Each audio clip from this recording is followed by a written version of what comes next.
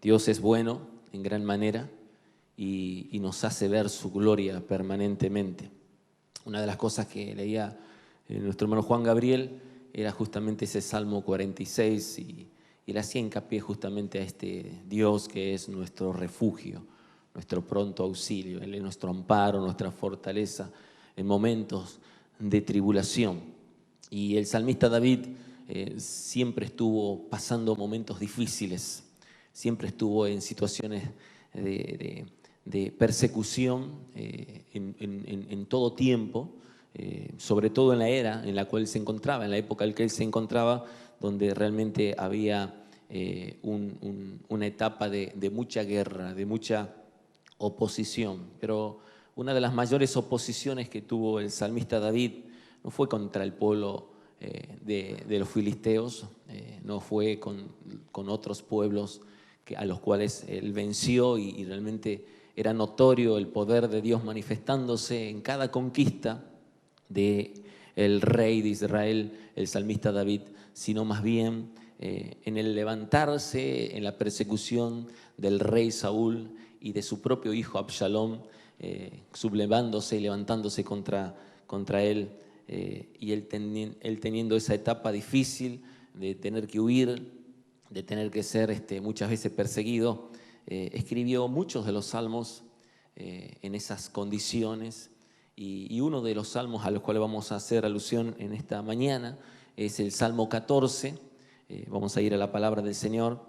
En el Salmo 14, un salmo también que David, suponen muchos, lo escribió tal vez cuando era perseguido por Saúl o, como algunos otros opinan, cuando Absalón se subleva contra él, como muchos de otros salmos se escribió también en estas mismas situaciones de aflicción, de persecución, de enemistad permanente. Y vemos en este salmo algo que nos quiere compartir Dios por medio de esa inspiración cuando David escribió este salmo, y que a nosotros nos sirve para, como decía el hermano Juan al final, fortalecer nuestra fe, consolar nuestros corazones con una esperanza gloriosa de la obra perfecta de Cristo y de lo que el Señor ha hecho por nuestras vidas, de ese gran Rey, que Él es nuestro amparo, nuestra fortaleza, nuestro pronto auxilio en momentos de dificultad. Y que un Dios que cuida de su pueblo, un Dios que permanece con nosotros todos los días hasta el fin del mundo, y que es un Dios que advierte, es un Dios que exhorta, es un Dios que corrige, es un Dios que está siempre obrando. Y en esta mañana vamos a ver un cuadro en el cual nosotros vamos a ver la condición espiritual del mundo incrédulo. Vamos a ver en este salmo 4 puntos fundamentales, y el primero de ellos al cual vamos a hacer mención luego de la lectura es la condición espiritual del mundo incrédulo. Luego vamos a ver la perspectiva de Dios sobre este mundo incrédulo, para luego avanzar sobre el juicio divino sobre este mundo incrédulo y terminar con la liberación del creyente en un mundo incrédulo. Dios dice en su palabra, a través de este Salmo 14, dice el necio en su corazón: no hay Dios. Se han corrompido, hacen obras abominables. No hay quien haga el bien. Jehová miró desde los cielos sobre los hijos de los hombres para ver si había algún entendido que buscara a Dios. Todos se desviaron, a una se han corrompido. No hay quien haga lo bueno, no hay ni siquiera uno.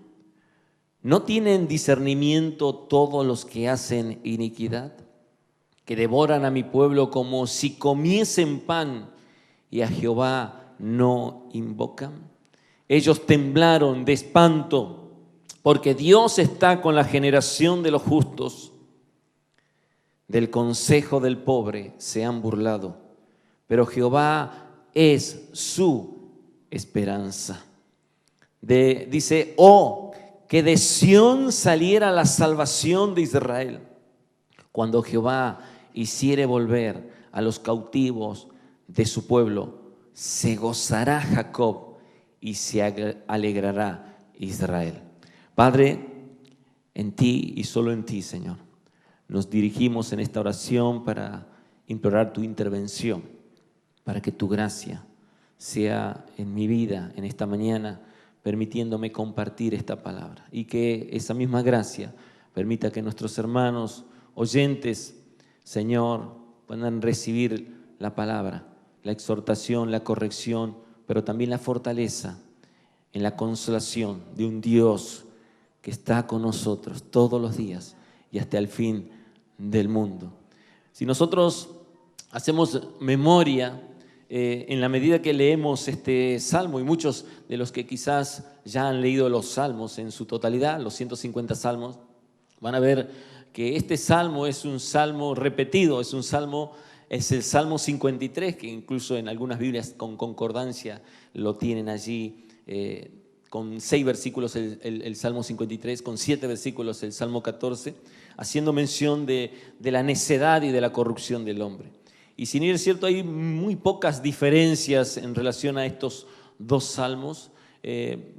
Debemos de entender de que no es que no había cómo cubrir algo ahí para completar, no es solamente tomar un salmo más como para agregarlo de nuevo, sino que seguramente Dios en su gracia, inspirando al salmista David, hizo que escribiera estos dos salmos, que al parecer son idénticos, pero que se diferencian, porque el Salmo 14 apunta justamente a la necedad de la incredulidad, es la necedad del ateísmo, y permite que nosotros, como vamos a ver en esta mañana, cada uno de nosotros podamos ser afirmados en la fe y en la esperanza ante el pecado que enfrentamos, y sobre todo ante situaciones difíciles como le tocó vivir a David ante persecuciones, mientras que el Salmo 53 apunta más bien a un consuelo ante una calamidad que se dio de manera nacional. Es una diferencia que la notamos en el versículo, y no la vamos a tocar hoy día,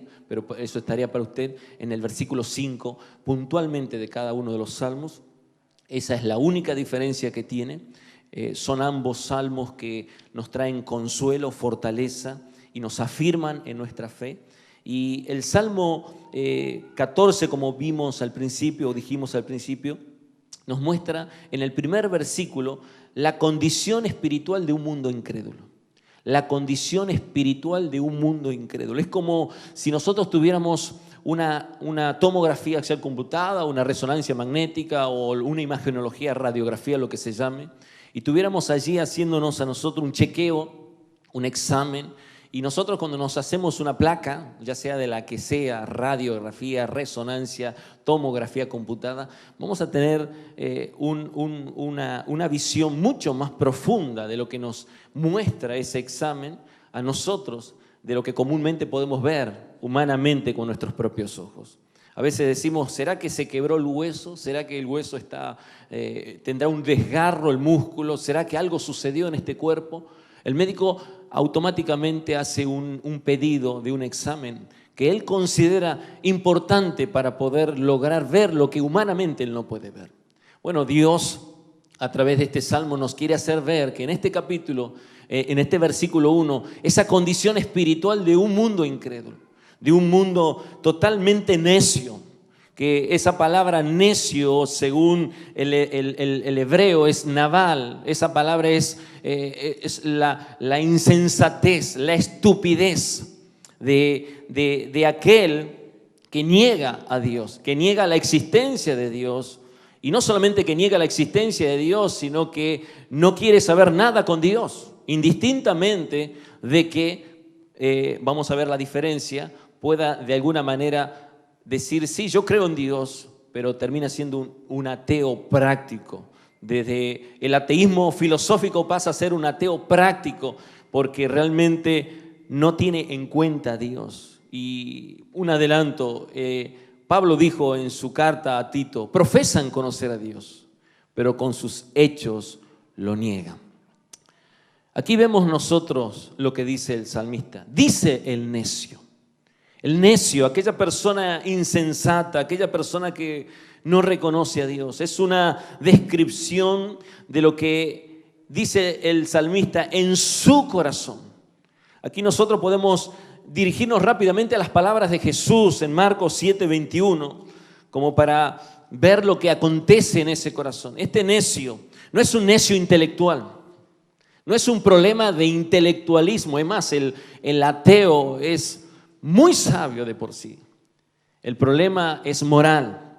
Y aquí en este Evangelio de Marcos, capítulo 7, versículo 21, Jesús, haciendo mención allí a sus discípulos sobre lo que realmente contamina al hombre, Él está diciendo estas palabras allí y dice justamente, porque de dentro del corazón de los hombres, está haciendo mención del corazón, porque de dentro del corazón de los hombres salen los malos pensamientos, los adulterios, las fornicaciones, los homicidios, los hurtos, las avaricias, las maldades, el engaño, la lascivia, la envidia, la maledicencia, la soberbia, la insensatez, la necedad.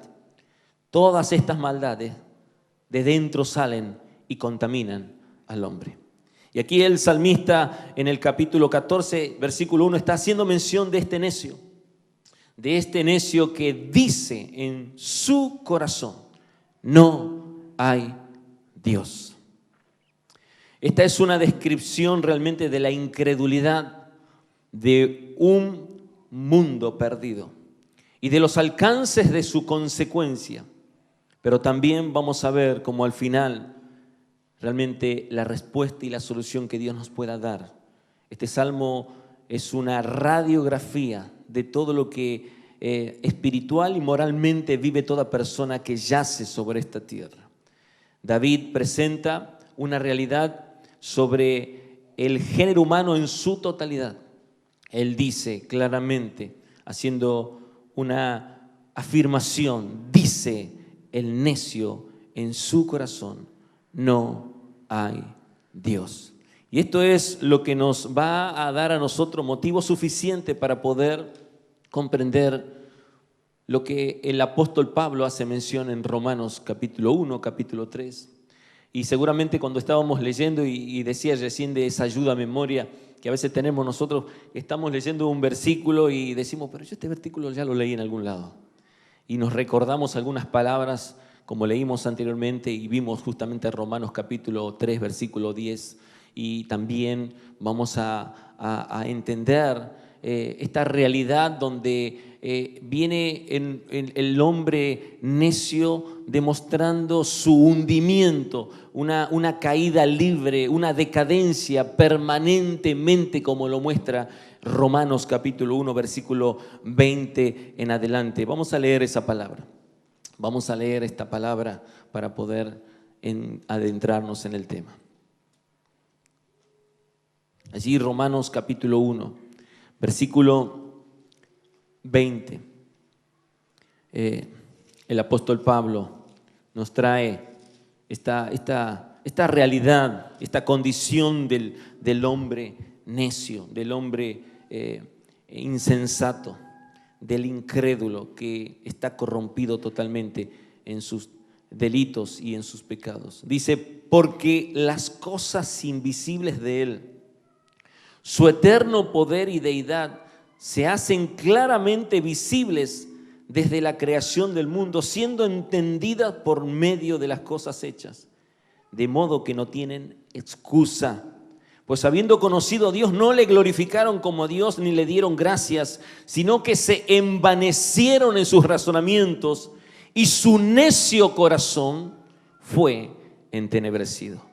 Profesando ser sabios, se hicieron necios y cambiaron la gloria del Dios incorruptible en semejanza de imagen de hombre corruptible, de aves, de cuadrúpedos y de reptiles. Por lo cual también Dios los entregó a la inmundicia en las concupiscencias de sus corazones, de modo que deshonraron entre sus propios cuerpos, ya que cambiaron la verdad de Dios por la mentira, honrando y dando culto a las criaturas antes que al Creador, el cual es bendito por los siglos. Amén. Esta es la realidad de esta condición espiritual, de este necio, de este incrédulo, de aquel que niega la existencia de Dios. ¿Por qué el salmista le llama realmente necio? Bueno, es tan necio que no quiere ver lo que nos estaba mostrando la Escritura aquí en Romanos capítulo 1 claramente, porque la palabra de Dios comienza diciéndonos en ese versículo 20, haciéndonos una advertencia, dice, porque las cosas invisibles de Él, su eterno poder y deidad se hacen claramente visibles desde la creación del mundo. Dios ha revelado su presencia, su poder, su autoridad. Nosotros podemos ver esa revelación general a toda la humanidad a través de la naturaleza, a través de la creación, a través de la conciencia. Cuando realmente en el Salmo 19, usted lo puede leer claramente, dice: los cielos cuentan la gloria de Dios y el firmamento anuncia las obras de sus manos. Y podemos entender desde el versículo 7 en adelante la revelación especial que tenemos a través de la gloriosa palabra de Dios, que la ley perfecta convierte al hombre. Y que realmente la obra del Señor a través de su evangelio es tan gloriosa que nosotros hoy nos encontramos reunidos escuchando la palabra del Señor porque hemos entendido, no somos necios, sino que somos sabios en Cristo Jesús. Y hemos reconocido, no somos incrédulos, sino que somos creyentes de la obra de Cristo en la cruz del Calvario. El hombre necio niega la existencia de Dios. El hombre necio no quiere ver realmente lo que la Escritura está diciendo. Dice, pues habiendo conocido a Dios, ¿cómo? A través de la creación. No le glorificaron como a Dios, ni le dieron gracias, sino que se envanecieron en sus razonamientos y su necio corazón fue entenebrecido. Ellos prefirieron abrazar ideologías totalmente opuestas a este Dios que creó todas las cosas. Ellos prefirieron abrazar al Dios de la naturaleza, al Dios de la Pachamama, de la Madre Tierra, como algunos le llaman, al Dios Sol, como algunos adoraban, a la luna, a las estrellas, a las montañas, al Big Bang, pero no al Dios eterno. Entonces el salmista David, con mucha razón, dice el necio en su corazón: no hay Dios. Él los trata de necios y su necedad es tan profunda que realmente no quieren reconocer la existencia de Dios. Pero no quieren reconocer la existencia de Dios porque prefieren vivir como si Dios no existiera en este mundo. Esa es la razón por la que ellos no quieren reconocer la existencia de Dios. No solamente rechazan, niegan, sino que a ellos les conviene, para ellos mismos, en sus pensamientos, que Dios no existe, que no hay un ser superior al cual tengan que rendirles cuentas. No hay un ser superior al cual un día, como dice la Escritura, toda lengua confesará, toda rodilla se doblará y confesará que Jesucristo es el Señor. No, ellos quieren andar en una vida totalmente disoluta, una vida contraria a las leyes de Dios. Es por eso que el salmista dice claramente en este versículo 1, claramente como lo vimos en la parte B, si lo podemos ver: se han corrompido, hacen obras abominables, no hay quien haga el bien.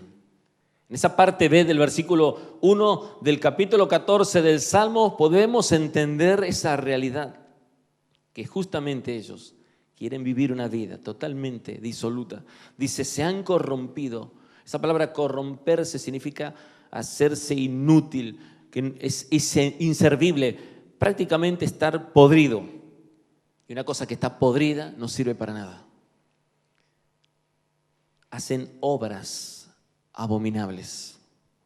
Y eso es llamativo, porque el necio que dice en su corazón que no hay Dios, que está corrompido, solamente es, como lo describe la palabra, de continuo en su corazón el mal. Y esa es la realidad que vemos nosotros permanentemente cuando nos encontramos con esta cuestión de ver realmente a este necio, que no hay quien haga el bien.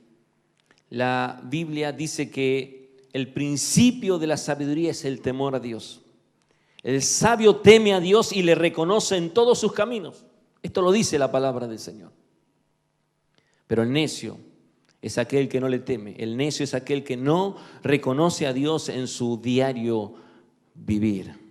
Por eso aquí se le llama necio.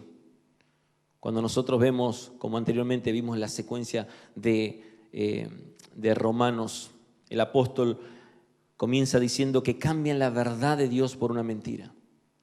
Ellos adoran y sirven a las cosas creadas antes que al Creador. Luego el apóstol dice que Dios los entregó a pasiones vergonzosas, hombres con hombres y mujeres con mujeres. Y esto, dígame hermanos, si no es realmente una radiografía de la condición espiritual del mundo incrédulo. Es una situación que no termina allí. Después dice, el necio se llena de todo tipo de maldad. Si nosotros siguiéramos la lectura de Romanos, pudiéramos ver que el necio se llena de todo tipo de depravación, de envidia, de contiendas, de engaño, de malicia. Y así sucesivamente se va hundiendo cada día más y más en el pecado en el cual se deleita. Y que se complace no solamente en lo que él practica, sino con los que practican ese mismo pecado. Y que se molesta con aquellos que profesan el cristianismo bíblico, que se molesta con aquellos realmente que están agradándole a Dios.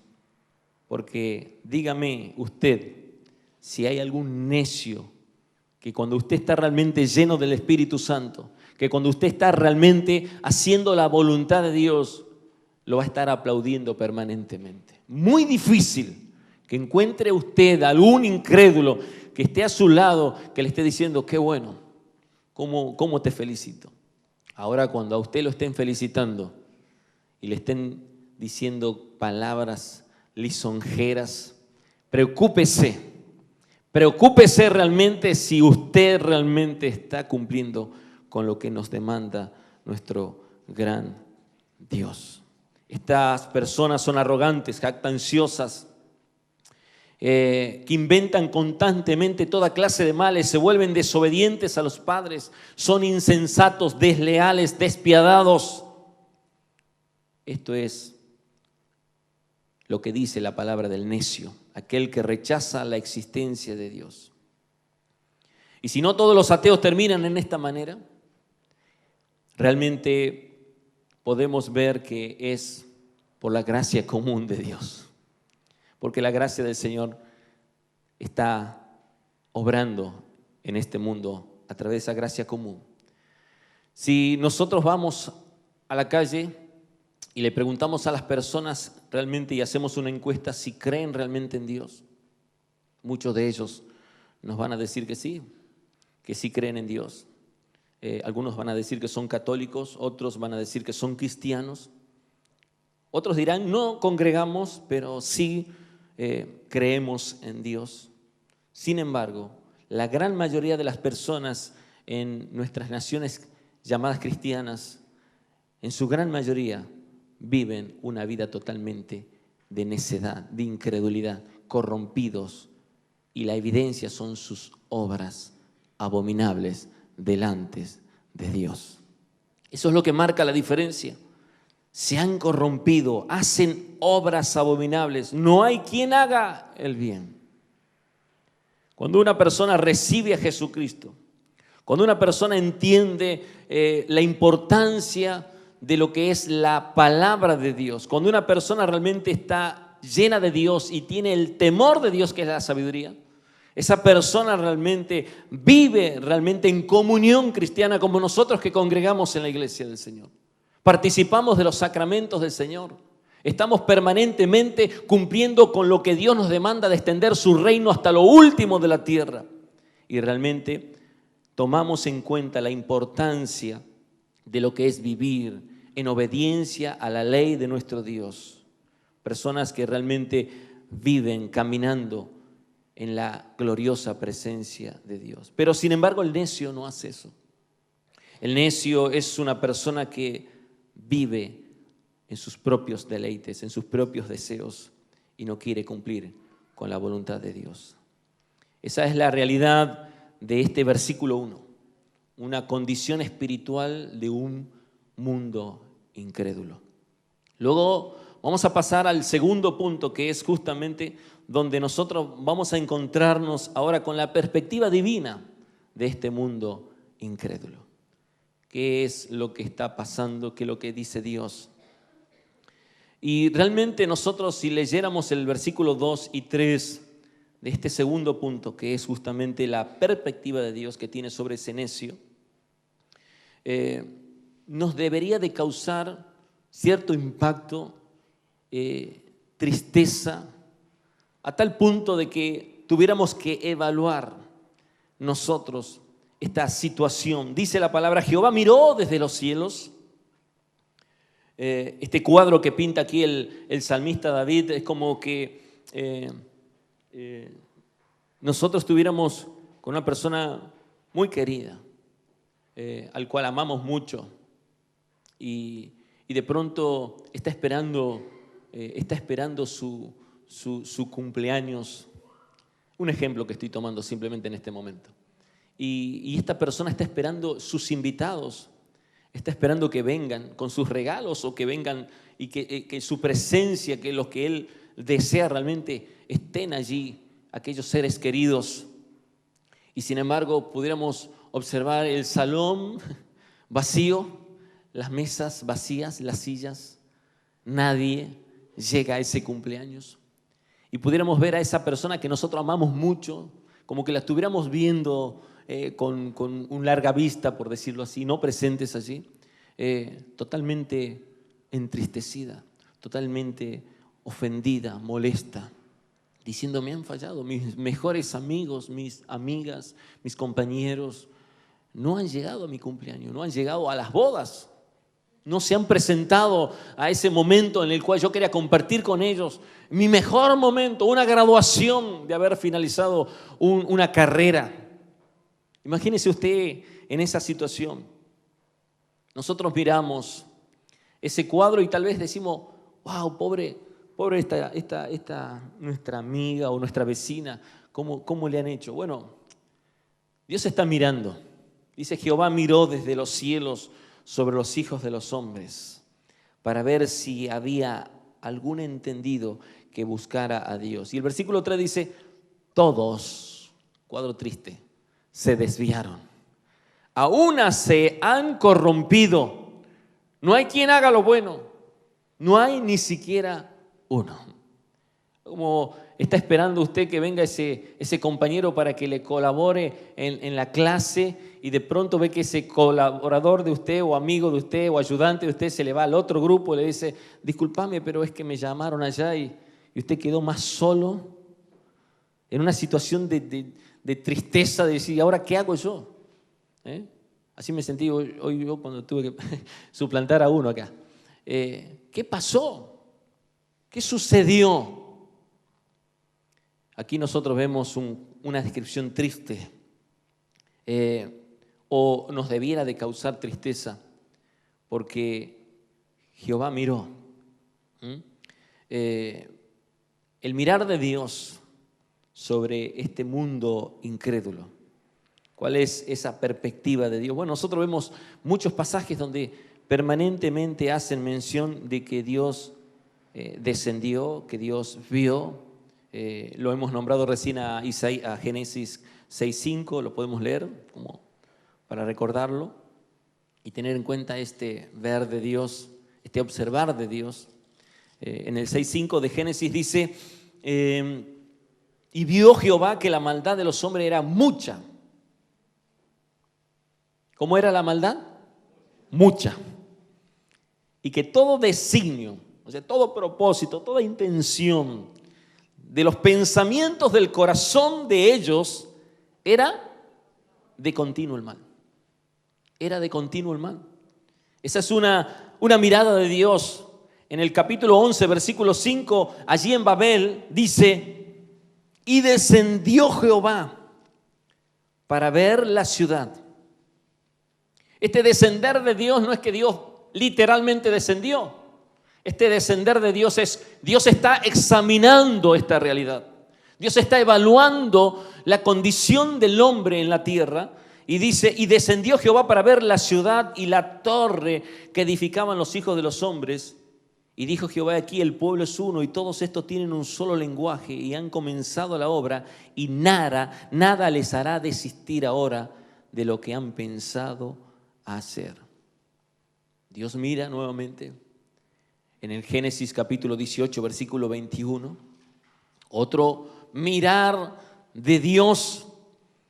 Versículo 21 dice: descenderé ahora y veré si han consumado su obra según el clamor que ha venido a mí, y si no, lo sabré.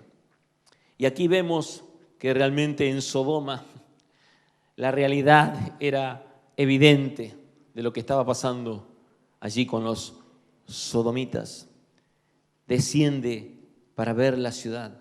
El Señor está evaluando permanentemente tanto lo que aquí el salmista David nos está haciendo mención en el verso 2. Dice: Jehová miró. Jehová, ¿qué hizo Jehová? Miró desde los cielos sobre los hijos de los hombres para ver si había algún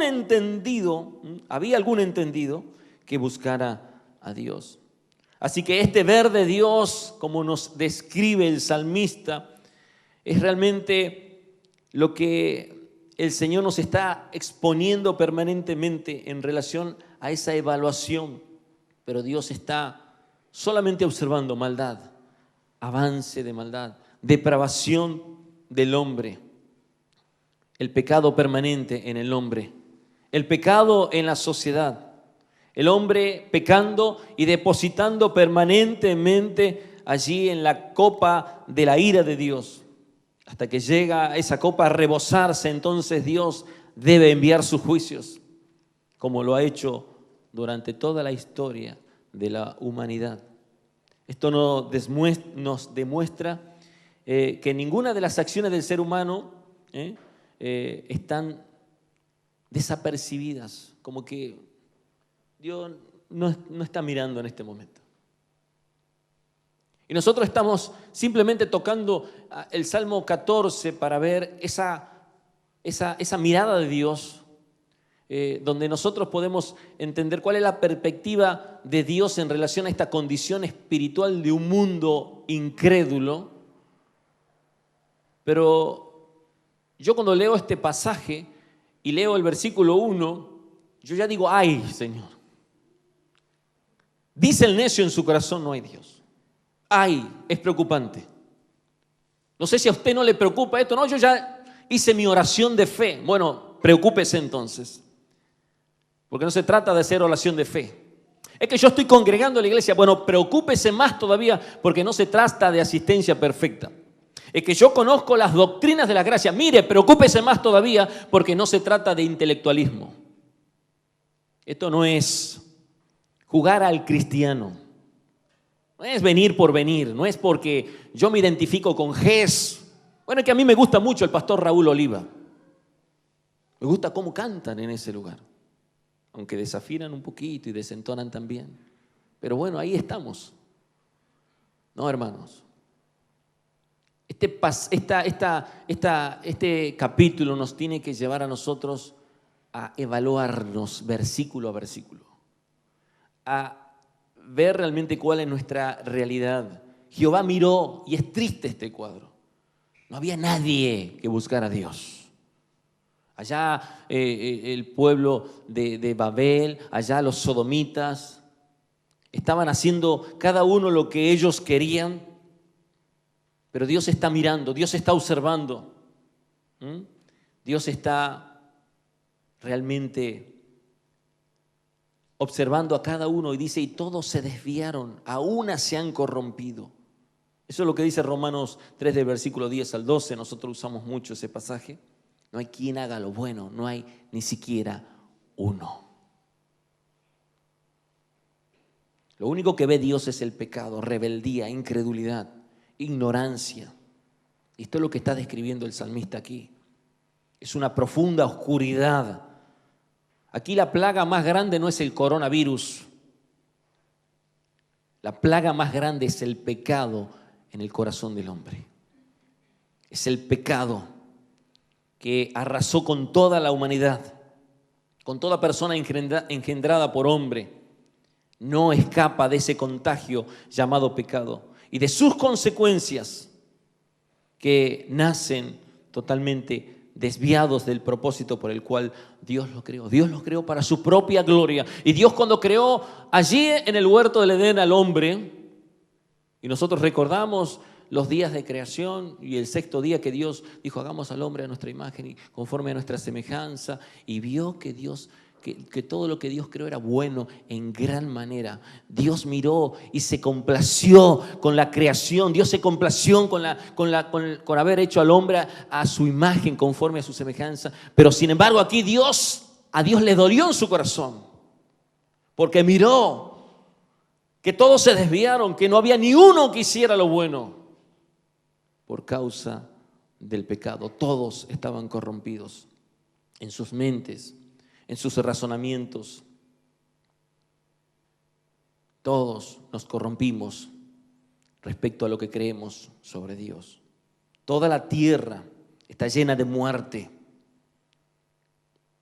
Estamos corruptos, hermanos. Eso es lo que dice la palabra de Dios. Eso es lo que reconoce el apóstol Pablo: miserable de mí, ¿quién me podrá librar de este cuerpo de muerte? Aquí vemos esa corrupción que viene desde el primer hombre creado por Dios, Adán, después de haber pecado, después de haber desobedecido. Se volvieron inútiles. ¿Inútiles para qué? Inútiles para hacer lo bueno. Se volvieron inútiles para hacer lo bueno. Por eso dice: no hay quien haga lo bueno.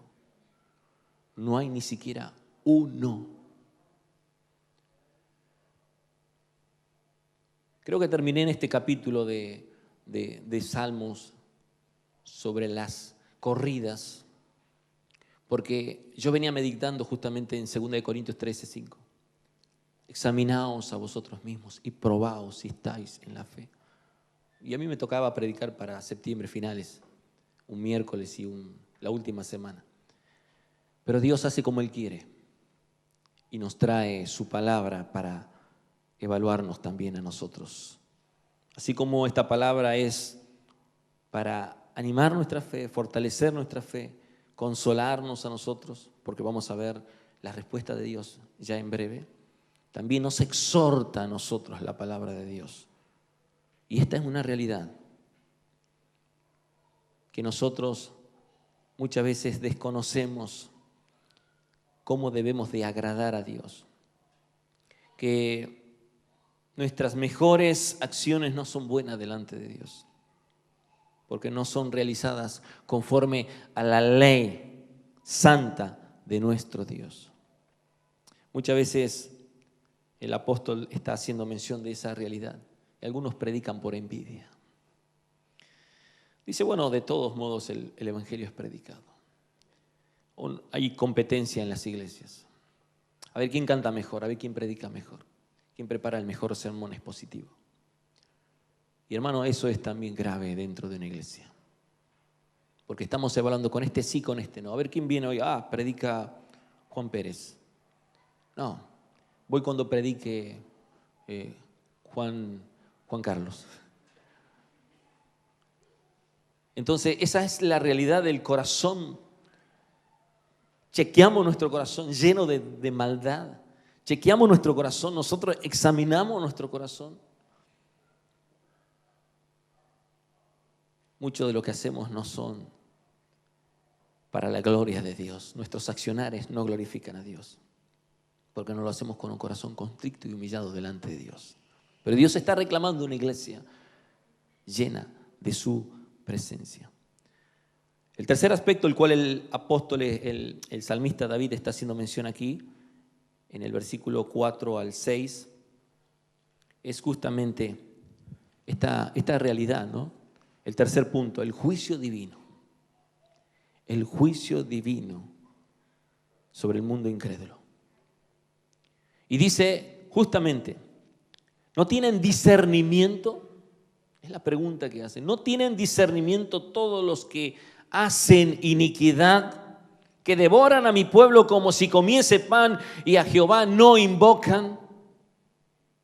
Ellos temblaron de espanto porque Dios está con la generación de los justos. Del consejo del pobre se han burlado, pero Jehová es su esperanza. Dios no la va a dejar pasar. Hay una presentación del salmista y dice, esta es la realidad, esta es la radiografía, este es el resultado, el diagnóstico que tenemos nosotros de este mundo incrédulo. Hay muchos ateos prácticos. Este es el diagnóstico, ateísmo práctico. Ahora, Dios está mirando y es un cuadro grotesco, terrible, triste, devastador. Pero Dios no se queda con eso de, hay un diagnóstico, sí, yo lo puedo corroborar, es verdad, todos se han corrompido, todos se desviaron a una, nadie hace lo bueno, sino que Dios ahora dice, bueno, pero yo soy el Dios que juzga todas las cosas. Yo voy a intervenir ahora. Y gloria a Dios porque Él intervino un día con nosotros, por gracia. Hoy nos encontramos aquí. Y esta es la realidad donde vemos ese contraste permanentemente entre el injusto y el justo, entre el incrédulo y el creyente. Y dice, ¿no tienen discernimiento todos los que hacen iniquidad? Que devoran a mi pueblo como si comiesen pan y a Jehová no invocan. Me imagino a David perseguido en esa situación, no sé si por Saúl o por Absalón u otra realidad, pero lo cierto es que estaba en una aflicción. Y en ese momento se encontraba allí y inspirado por el Espíritu Santo, no tienen discernimiento todos los que hacen iniquidad. Como diciendo Dios, tranquilo, yo no voy a dejar pasar esta situación.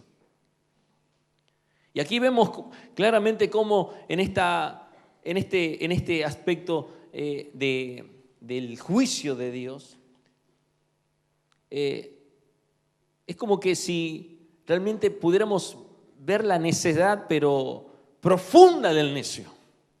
Es una necedad terrible. ¿Por qué? Porque no solamente dice en su corazón no hay Dios, que ya es gravísimo, está en 4, ahora se hunde más, porque el Señor dice, además de su necedad de decir no existe Dios, no hay Dios, o para mí no me importa si hay Dios porque para mí no existe, yo vivo como yo quiero. Entonces él como diciendo, no tienen discernimiento, es tan necio el necio, es tan ignorante, es tan, voy a usar una palabra fuerte, estúpido, es tan tonto. Los que hacen iniquidad, que devoran a mi pueblo como si comiesen pan y a Jehová no invocan. Bueno, esa es la realidad donde nosotros podemos ver de esta cuestión donde Isaías, capítulo 2,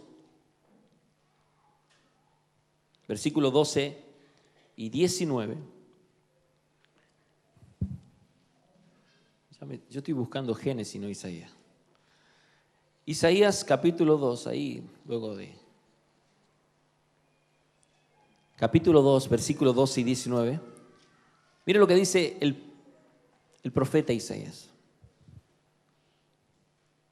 Dice, porque día de Jehová de los ejércitos vendrá sobre todo soberbio y altivo, sobre todo enaltecido y será abatido.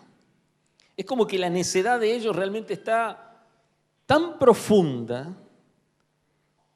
que prácticamente se vuelven obstinados y su rebeldía es tan fuerte que no les importa absolutamente nada ni les interesa la intervención de Dios. Pero Dios dijo en su palabra que viene el día de Jehová de los ejércitos. Viene, porque día de Jehová de los ejércitos vendrá sobre todo soberbio y altivo, sobre todo enaltecido y será abatido. Versículo 19 dice: y se meterán en las cuevas de las peñas y en las aberturas de la tierra por la presencia temible de Jehová y por el resplandor de su majestad, cuando Él se levante para castigar la tierra. Aquí estamos viendo una realidad. Hermano, no es el día del Señor, el día domingo, en el cual nosotros nos encontramos tranquilitos aquí. No es este día, es el día temible de Dios. Es el día de juicio, es el día que el Señor vendrá realmente a darle el pago. El día del juicio de Dios es el día donde realmente el necio intentará desesperadamente ocultarse de un Dios que él dice que no existe, pero que tendrá que esconderse. Él dice que no existe, pero tendrá que esconderse, y que el salmista justamente hace esta mención como que nunca aprenden de sus males, de sus malhechores actos. Entonces, este ateo, este incrédulo que tiene que esconderse, que tiene que huir de la presencia del Señor, un día va a llegar al infierno, y en el infierno no hay ateos, porque estarán cara a cara con Dios. Este que dice Dios no existe, un día tendrá que enfrentar a Dios cara a cara.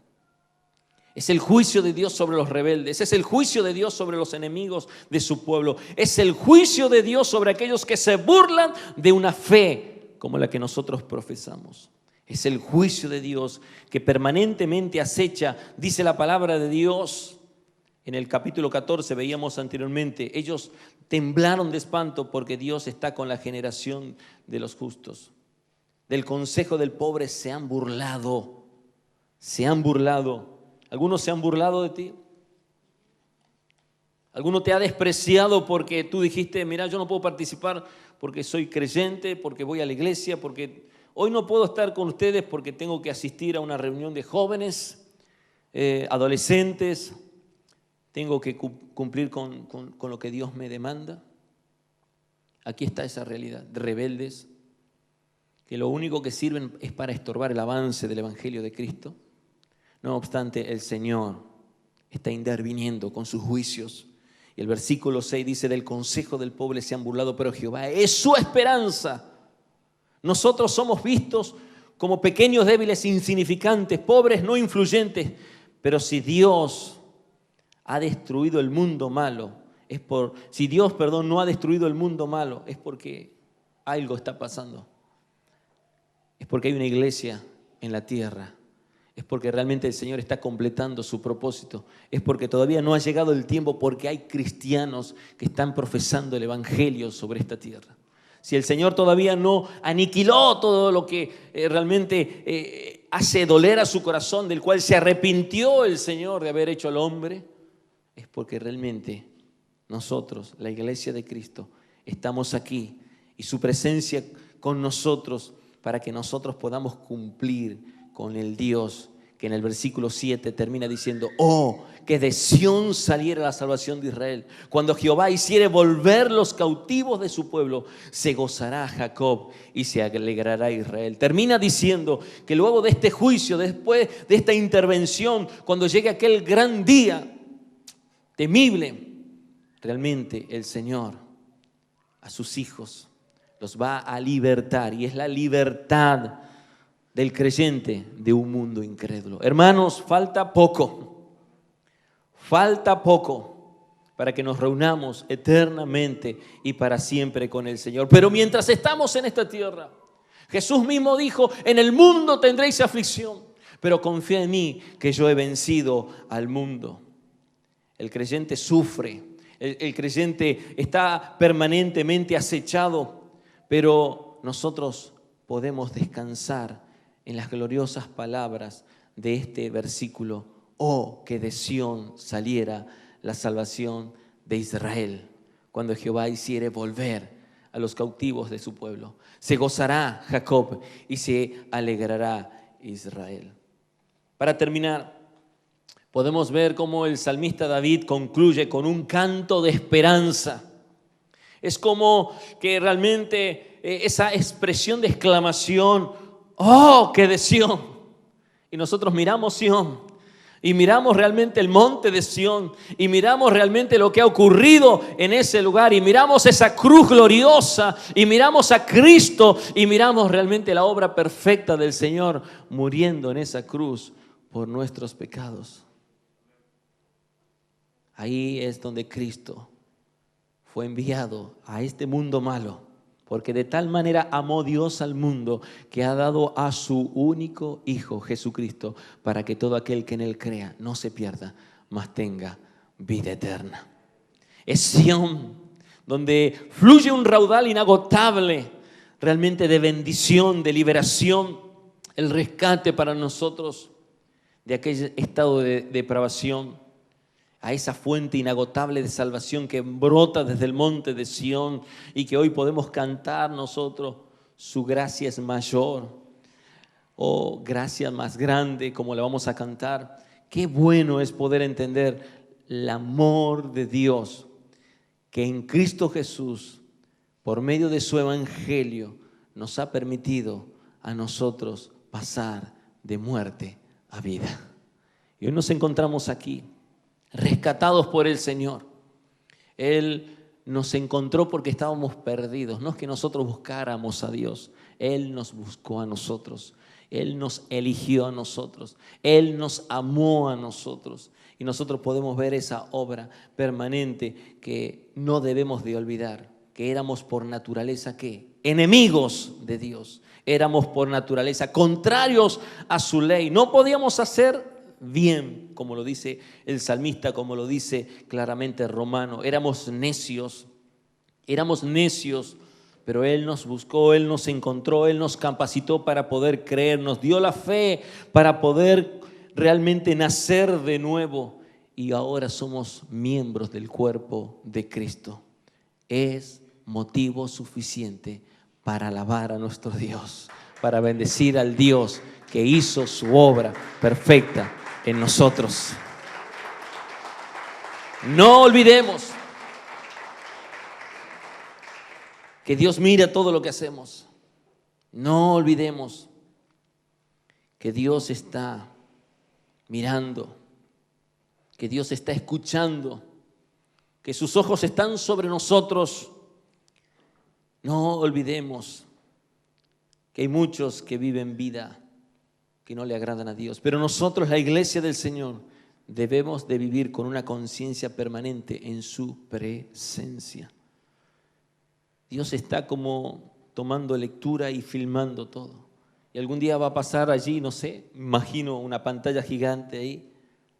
Y realmente, hermanos, yo creo que no me animaría a levantar mi mirada a esa pantalla que Dios quiera mostrar de mi vida, sino que me echaría al suelo solamente para reconocer a Cristo, su amor. Porque si yo puedo mirar esa pantalla, no soportaría por el pecado que en mi corazón siempre hubo. Pero la gracia de Dios, su amor permanente, cuando nosotros vemos su gloria, cuando nosotros entendemos su salvación tan grande, cuando nosotros comprendemos que el Señor nos rescató, nos transformó y nos trajo a una nueva vida, a una nueva creación, que estamos en Cristo Jesús, que las cosas viejas pasaron, que ahora debemos de mirar al Señor y decir, hay cosas por las cuales nosotros debiéramos todos los días arrepentirnos, todos los días. Cuando Él dijo, el reino de los cielos se ha acercado, por tanto, arrepentíos y creed en el Evangelio. Es necesario, hermanos. Es necesario. Cuántas veces nosotros rechazamos, cuánto nosotros dañamos, cuánto nosotros odiamos, cuánto nosotros ofendimos, cuántas veces nosotros sin darnos cuenta o dándonos cuenta, hermanos, aunque luego vino el arrepentimiento, hemos matado, hemos sido homicidas con nuestro hermano, porque decimos amar a Dios, pero aborrecemos a nuestros hermanos y Dios nos mira como homicidas. ¿Cuántas veces nosotros nos hemos olvidado de tener una plena conciencia en lo que es realmente vivir para la gloria de Dios? Y este salmo nos tiene que llevar a eso, a esa alabanza, a ese gozo de Jacob, a esa alegría de Israel, a nosotros su pueblo, a decir: gracias, Señor. Gracias, Señor, porque hay una fuente inagotable. Oh Dios, allí donde tú lavaste nuestros pecados, allí donde tú, Señor, purificaste nuestra maldad, donde tú quitaste nuestra culpa, donde nos libraste de la condenación y nos diste una nueva identidad. Quitaste estas vestiduras viejas y cambiaste por vestiduras limpias y resplandecientes para que podamos vivir para tu gloria. Es necesario que aprendamos del necio, pero es necesario que aprendamos del necio, del ciego, del incrédulo, para que nosotros pudiéramos tener, como esta perspectiva divina nos ha mostrado los juicios y la gloriosa esperanza del creyente, de que nosotros los cristianos tenemos que predicar más y más el evangelio de nuestro Señor y Salvador Jesucristo. Que nos duele que nos odien, que nos duele que nos difamen, que nos duele que nos ataquen, pero que nosotros tenemos que aprender a orar y a poner en las manos del Señor a aquellos que aún nos persiguen, nos ultrajan y nos odian por la causa de nuestro Señor y Salvador Jesucristo. Que Dios nos permita realmente alcanzar a los perdidos y vivir siempre para su gloria. Oramos al Señor.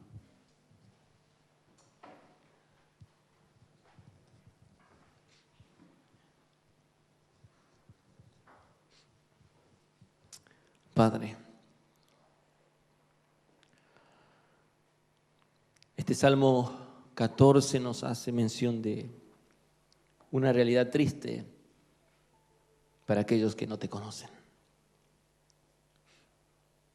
Aquel perverso que por causa de su necedad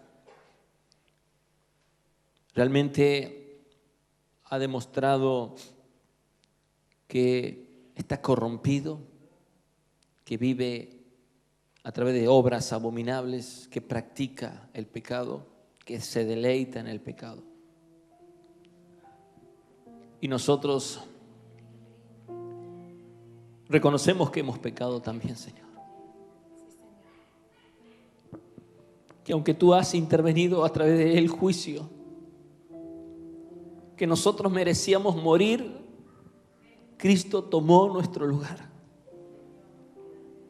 Que nosotros merecíamos la condenación eterna, Cristo nos libertó de esa condenación.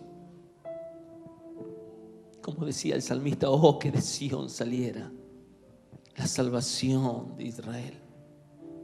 Señor, queremos pedirte por aquellas personas que, aún estando dentro de las iglesias, tienen una vida totalmente en su práctica de ateos, que no han todavía, Señor, despertado, que todavía están allí esclavos del pecado, confundidos, pensando que por asistir, que por haber hecho una oración de fe, confundidos, aún, Señor, no te conocen. No hay santidad en sus vidas, no hay evidencia de una regeneración, que prefieren ir tras este mundo, que aman este mundo y no buscan tu presencia. Pero nosotros hoy estamos orando porque tú nos has hablado de esta realidad de la condición espiritual del mundo incrédulo, de tu perspectiva divina de este mundo incrédulo, pero también de tus juicios y de la liberación para tu pueblo. Ayúdanos, Señor, en esta mañana a arrepentirnos de nuestros pecados, porque Hemos pecado contra ti, Señor. Hemos hecho lo que a ti no te agrada, Señor. Sabes tú y conoces nuestro corazón. Oh, tu sangre preciosa en esa cruz. Y tu amor manifestado a nosotros nos ha bendecido, Señor. Por lo cual hoy nosotros nos gozamos y nos alegramos como Jacob, como Israel. Nos gozamos en esta mañana y bendecimos el nombre de Cristo por tu obra perfecta. Gracias, Señor. Oh, gracias, Rey, por tanto amor. Gracias, amado Señor, por todo lo que tú nos has brindado.